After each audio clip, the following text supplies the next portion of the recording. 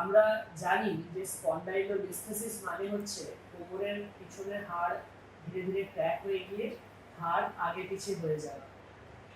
এটার কি ঠিক নেই, আজকে আমরা সেটাই ডিসকাস করব।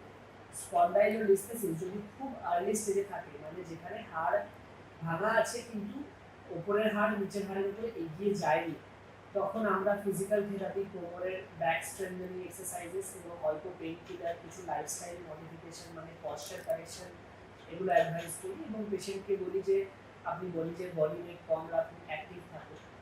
কিন্তু যদি পেশেন্টের ব্যথা কিছুতেই না ঠিক হয় এবং হাড় যদি উত্তরোত্তর এগিয়ে যেতে থাকে, তখন আমরা পেশেন্টকে স্পাইন সার্জারি অ্যাডভাইস করি এবং এটি খুবই একটি রুটিন স্পাইন সার্জারি, যেখানে আমরা হাড়ের মধ্যে স্ক্রু লাগিয়ে হাড়টাকে ফিক্স করি, যে ইনস্টেবিলিটি মানে আগে পিছিয়ে হওয়াটা থেকে সেটাকে স্ক্রু লাগিয়ে ব্লক করা হয় এবং নার্ভগুলোকে ফ্রি করা হয়।